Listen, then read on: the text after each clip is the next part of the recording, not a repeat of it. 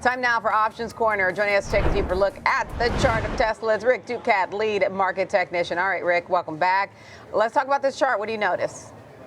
Yeah, good morning, Diane. And the first thing I notice is if we look at our comparison chart of Tesla versus its other peers in this electric vehicle space, we can kind of see that things seem to be moderating somewhat. The likes of Rivian and XPeng are kind of retreating more toward the mean, in which Tesla is kind of finding itself in the middle of the pack here, up about 8.2%. Lucid is really the weak player in this group for now in terms of its performance. But if we move on and look at our candle chart more specifically, what we would see then, typically I like to look at a 1-year chart. In this case, I've chosen to extend it to 2 years here because there's some very notable high points that you can see back further on our chart from December of 2024. You can see that those areas near 463, 488 or so, those were notable high points at which price got stuck once again recently and failed to overtake those areas.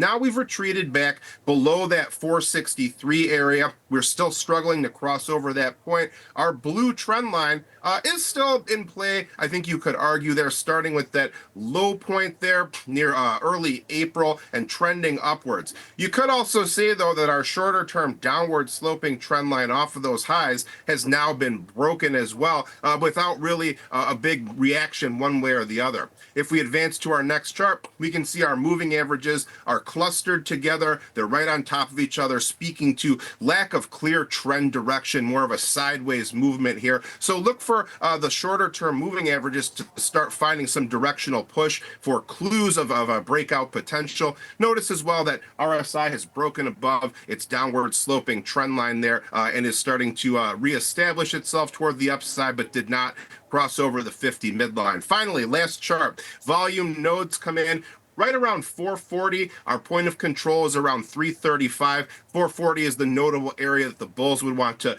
break above, or at least hold on to as we go forward today. All right, thank you, Rick. And now take us through an example trade. We've got Tom White, senior options contributor and co-host of Fast Market. All right, Tom, this will be an interesting one about approach for an example trade for Tesla, because I feel like it depends on what side of the coin you are. Do you see this as an AI company? Do you see this as a car company? So how do you want to approach this one?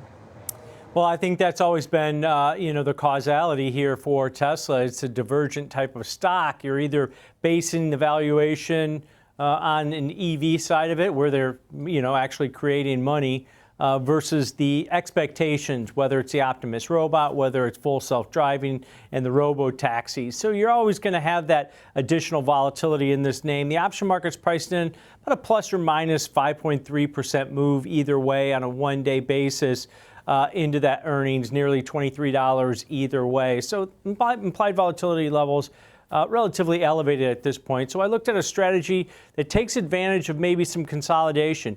I think the expectations for lower EV sales are already there, right? They gave that that data earlier this month, falling 15% from year-ago levels on the last read. So I looked at something that just takes advantage of a collapse in implied volatility, a little consolidation in the stock on this one. This is a neutral short iron condor, where I went to the January 30th weekly options that expire in just 2 days.